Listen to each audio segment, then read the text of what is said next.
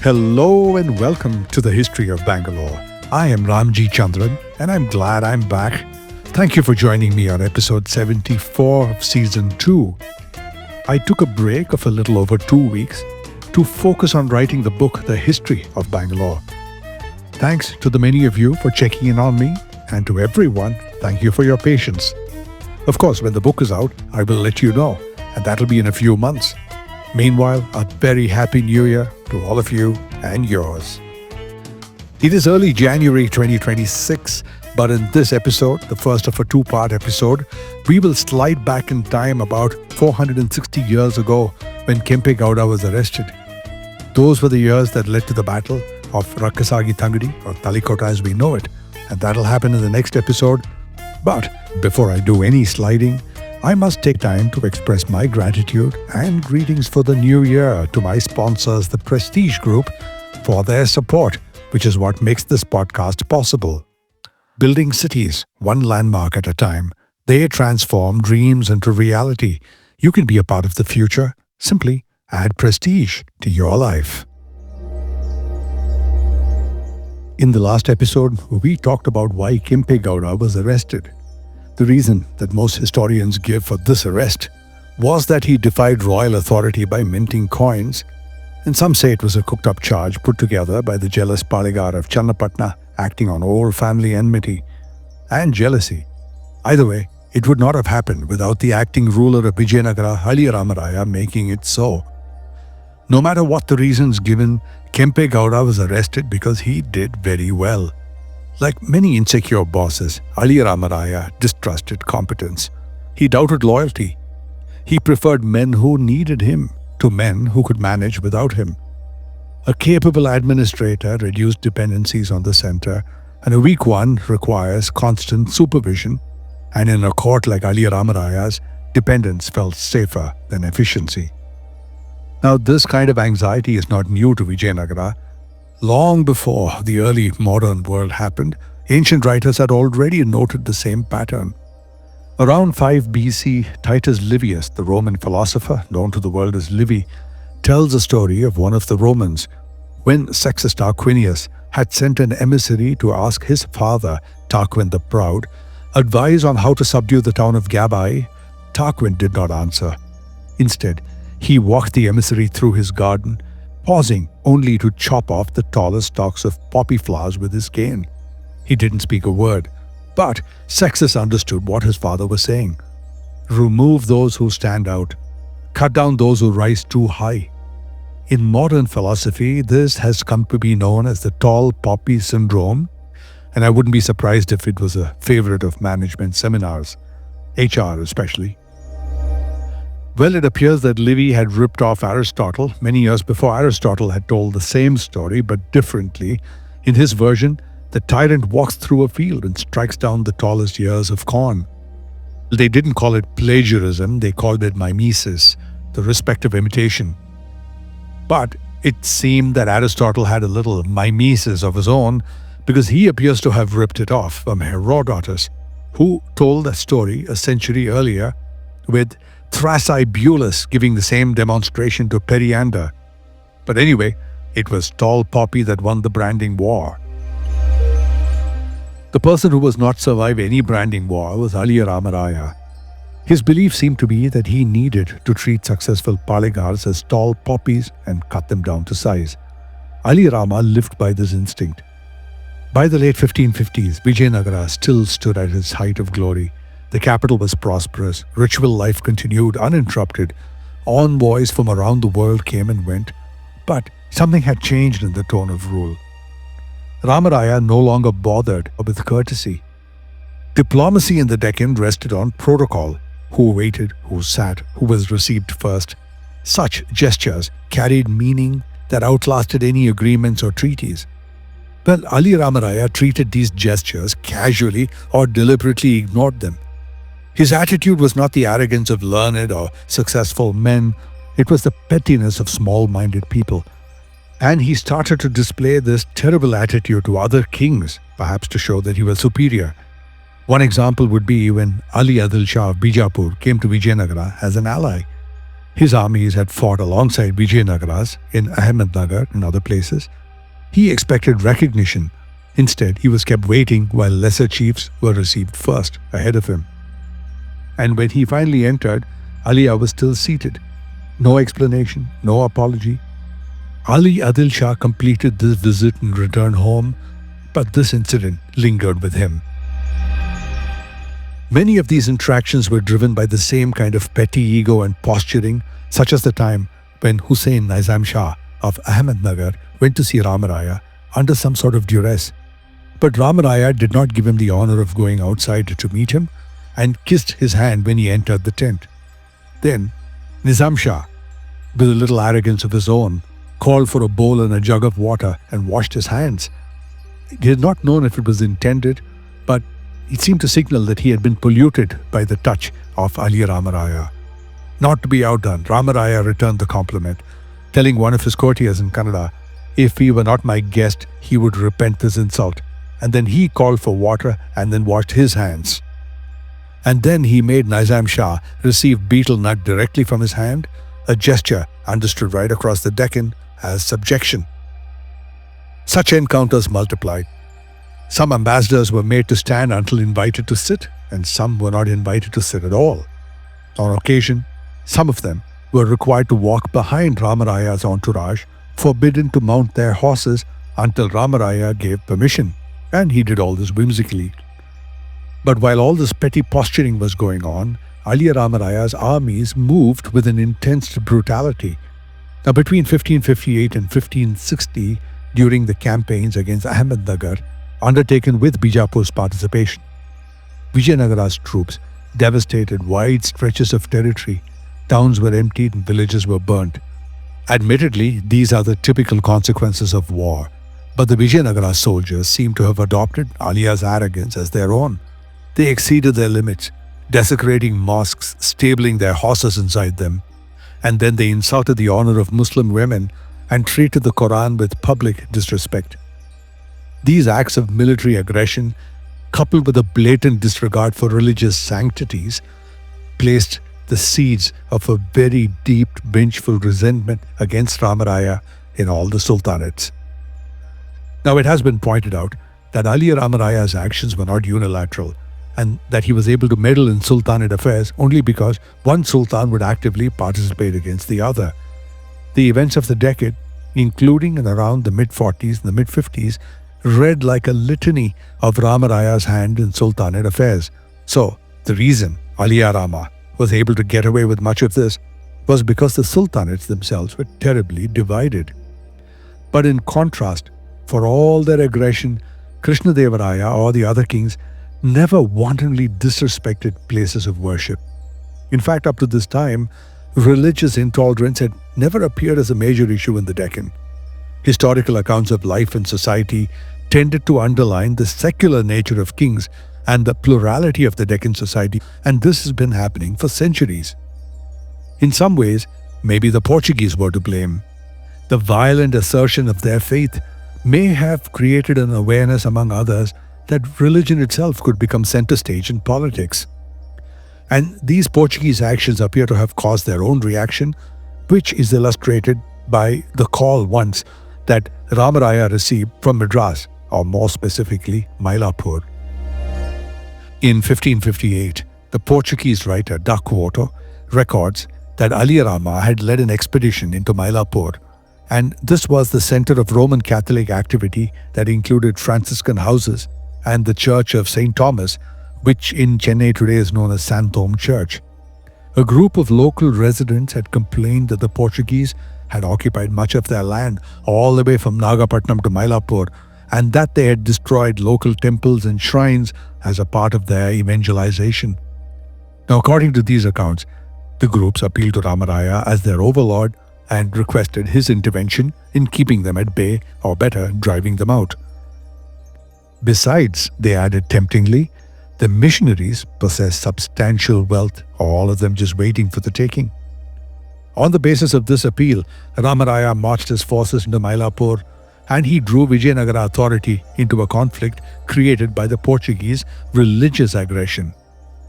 But as it turned out, Rama Raya became convinced that these particular Franciscan monks of Santom posed no threat to his authority, and he let them be. But this episode illustrated the highly fractured schism of Deccan politics that had now started to suffer causes and consequences rooted in global colonial practices, unlike the kingdoms like Vijayanagara and the Sultanate, who were completely homegrown in their polity, no matter what their faith. That said, Rama Raya's attitude to his friends, allies, feudatories were equally toxic, and he began to indulge in the sort of arrogant displays of power that bordered on the megalomaniac. And now for a commercial break. How exactly did the Sultanates, sworn enemies, come together in a coalition to take out Aliya Rama Raya? That when I return, right after this. Maximum connectivity, maximum luxury, maximum lifestyle. Live your max at Prestige Raintree Park. Opulent residences nestled in 21 acres of breathtaking landscape with 1 lakh plus square feet of clubhouse, 3 swimming pools, and ample leisure and sports amenities. Experience exquisite living at Prestige Raintree Park in prime Whitefield with schools, offices, hospitals, and shopping malls just a hop away. Call 81399 or visit prestigeconstructions.com to know more. Radar approved. By the early 1560s, resentment against Aliya Rama Raya ran right through the Deccan. Now, this was the simple logic of strength in numbers, and the Sultanates had decided that they should set aside their differences, abandon their petty gains, and act as one if they had any hope of blunting the growing menace of Aliya Rama Raya.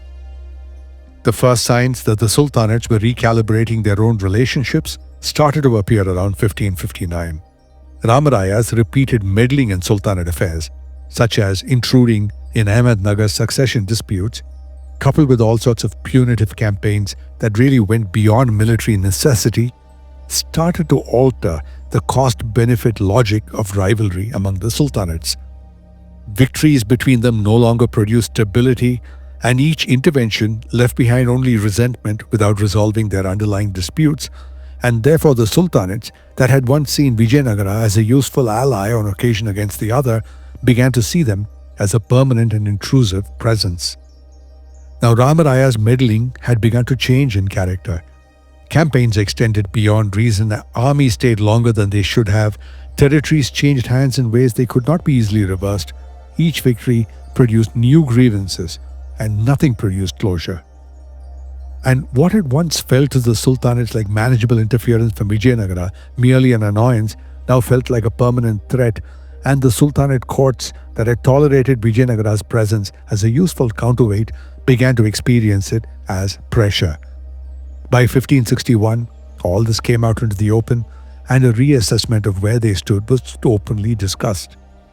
For years, decades, Bijapur, Ahmadnagar, Golconda, Bidar and Berar had survived by adjusting alliances and timing their interpersonal conflicts carefully, and each tried in its own way to contain Vijayanagara's imperial influence without provoking full confrontation, and none of them really succeeded. And as the cliché goes, every inch they accommodated seemed to concede a mile. Every bit of help that they sought from Vijayanagara narrowed their own authority. The idea that any single sultanate could manage Vijayanagara on its own began to fade. This was the realization they came to, quite inevitably. The first ruler to act on this recognition was Ali Adil Shah of Bijapur. He had come to the throne in 1558, inheriting a state that was accustomed to switching between confrontation and compromise with Vijayanagara. For a short time, this approach seemed to be workable. But by the early 1560s, with Aliya Rama Raya in charge, it no longer did. Ali Adil Shah watched Rama Raya impose settlements that altered borders and influenced succession disputes. He understood that Bijapur's room to maneuver was shrinking. If this continued, his autonomy would erode piece by piece. So around 1563, he moved to a different solution, an entire realignment of politics of the sultanates. Adil Shah did not begin with Ahmadnagar. His rivalry there was too old and too bitter for him to contact them directly, so he needed a third point in the triangle. So he turned east towards Golconda. This choice was geography as much as politics, because Golconda sat right astride important trade routes and managed a whole lot of diplomatic activities across the Deccan. So Ali Adil Shah sent Mustafa Khan Ardistani, one of his most trusted and capable nobles, to Ibrahim Qutub Shah's court.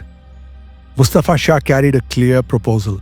Bijapur and Golconda should bind themselves together against any further interference from Vijayanagara. Ibrahim Qutub Shah accepted immediately. Golconda had already borne the brunt of Vijayanagara's interventions, even if some of them had been at Bijapur's urging. The Golconda secured, Ibrahim Qutub Shah, central to the alliance, took on the harder task of reconciliation between Bijapur and Ahmadnagar. Now Ahmadnagar stood on the center of decades of hostility with Bijapur, yet it had also borne the brunt of Vijayanagara's interventions, even if some of them were at Bijapur's urging. Hussain Nizam Shah had endured repeated intrusions into his own internal affairs, and he had lost key territories through imposed settlements from Vijayanagara. Now the grounds for persuading him for an alliance already existed. So Ibrahim Qutub Shah once again decided to use Mustafa Khan Ardistani, the seasoned diplomat. He instructed Ardistani to return to Bijapur and confirmed that Ali Adil Shah was resolved to the alliance, and once that was done, then proceed to Ahmadnagar to try and bring the two parties together. Mustafa Khan found Bijapur's commitment was very, very firm, and he was convinced, so he left immediately for Ahmadnagar. At Hussain Nizam Shah's court in Ahmadnagar, Mustafa Khan spoke carefully and directly. He reminded him of an earlier Deccan when the Bahmani kings had held the plateau together and Vijayanagara's reach had always been contained. He pointed out to Nizam Shah that in contrast in the present, all of their divisions was what was allowing Vijayanagara to decide the outcomes of what was happening within the Sultanates. He talked about how authority in the Carnatic had already bent under Vijayanagara pressure and how that pressure was steadily moving north right into their territories. He framed the matter not just as rivalry, but as responsibility towards subjects, territory, and order. Nizam Shah listened. The argument spoke to his own experiences, and his response was immediate. Mustafa Khan Ardistani was received very openly and consulted very closely.